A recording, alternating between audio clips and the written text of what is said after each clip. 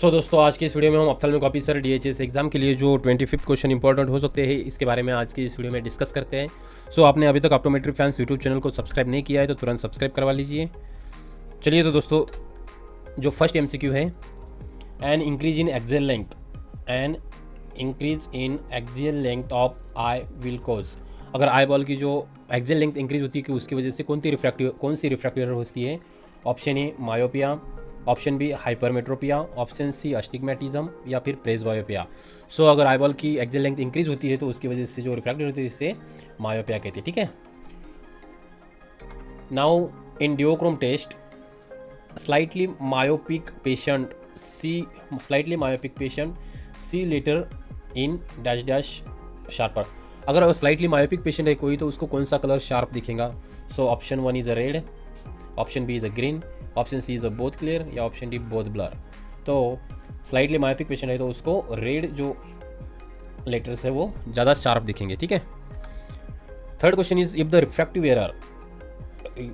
Error in both eyes are equal. अगर दोनों आँख में रिफ्रैक्टिव एरर है और वो सेम है तो उस कंडीशन को हम क्या कहते हैं।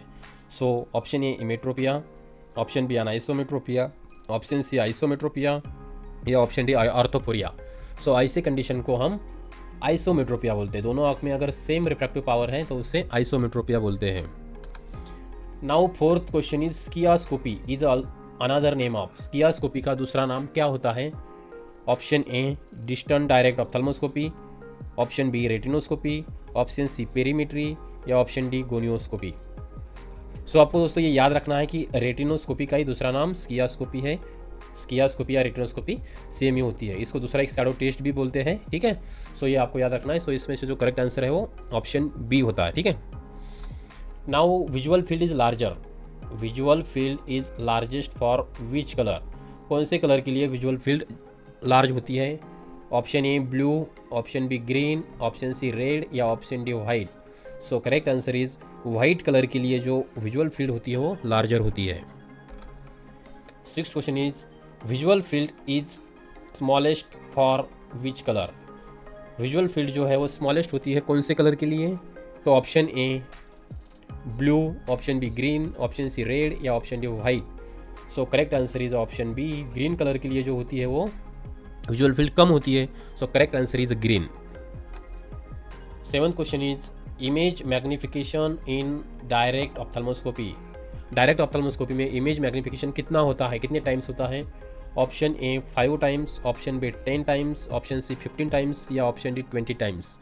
जो डायरेक्ट ऑप्थेल्मोस्कोपी में इमेज जो मैग्निफिकेशन होता है वो होता है 15 times more magnification. Now indirect ophthalmoscopy image in myopic eye. अगर इनडायरेक्ट ऑप्थेल्मोस्कोपी करते हैं तो मायोपिक आई में इमेज जो फॉर्म होती है वो कैसे होती है। स्मॉलर होती है, बिगर होती है, सेम साइज होती है या एनी ऑफ दी अबव। अगर मायोपिक है तो उसमें इमेज जो होती है वो बिगर होती है। ठीक है। नाउ रूबी लेंस जो होती है, Ruby lens is use for ophthalmoscopy जो रूबी लेंस है ऑप्थेल्मोस्कोपी के लिए जिसका यूज़ किया जाता है वो कैसे होती है।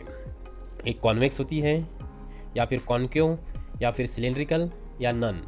करेक्ट आंसर है कॉन्केव। जो रूबी लेंस होती है वो माइनस लेंस होती है, कॉन्केव लेंस होती है। Correct answer is B. Now which of the following is the best term employs for perfect vision. अगर परफेक्ट विजन है उसके लिए कौन सा टर्म यूज़ किया जाता है। परफेक्ट विजन यानी नॉर्मल विजन के लिए कौन सा टर्म यूज़ किया जाता है। एमेट्रोपिया, option B इमेट्रोपिया, option C isometropia या ऑर्थोपोरिया। अगर आँख में कोई भी रिफ्रैक्टिव एरर नहीं है, नॉर्मल आँख है तो उसे हम इमेट्रोपिया बोलते हैं। ठीक है।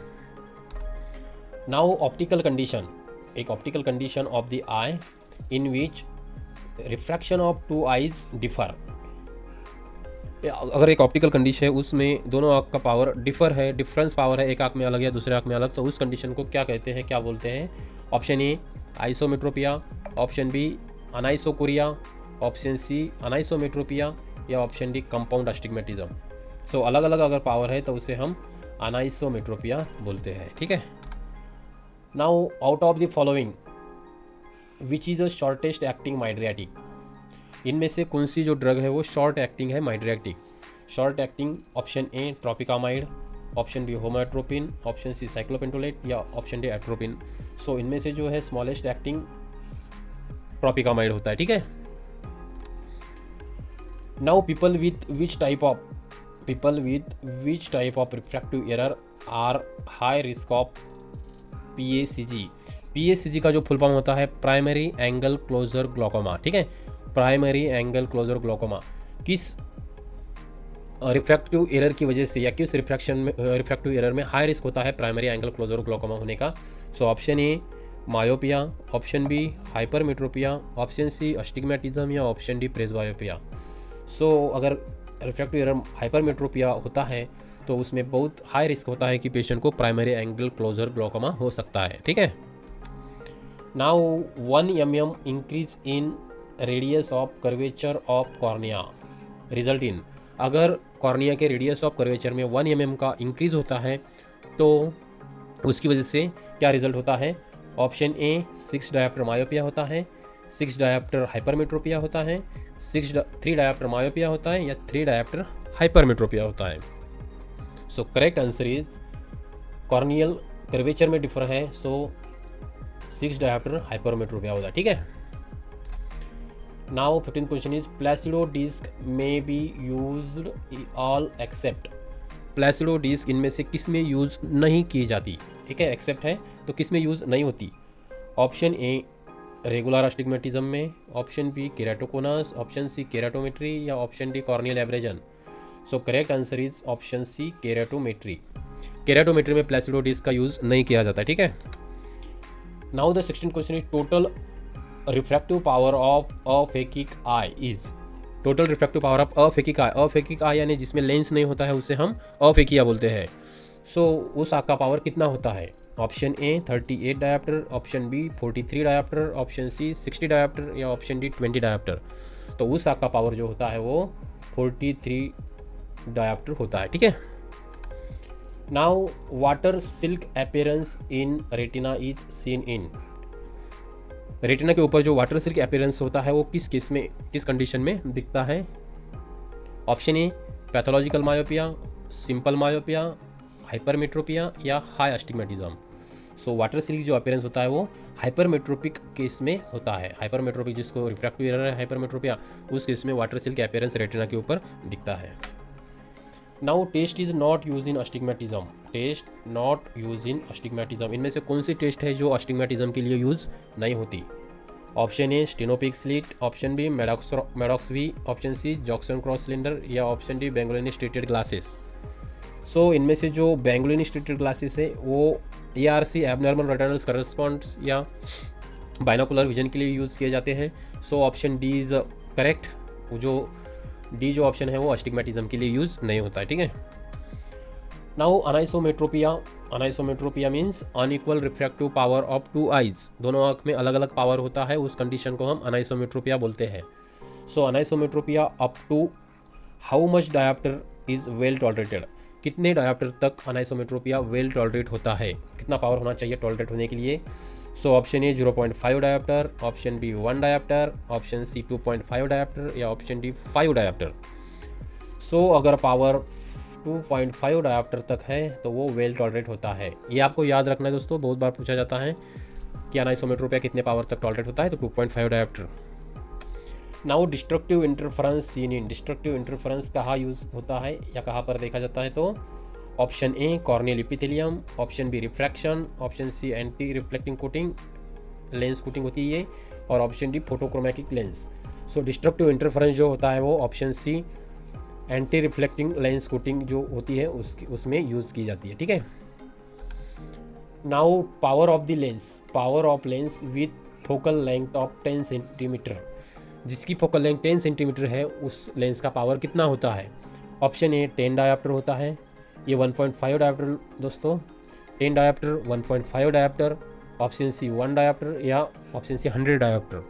तो उस लेंस का पावर होता है 10 डायप्टर, ठीक है।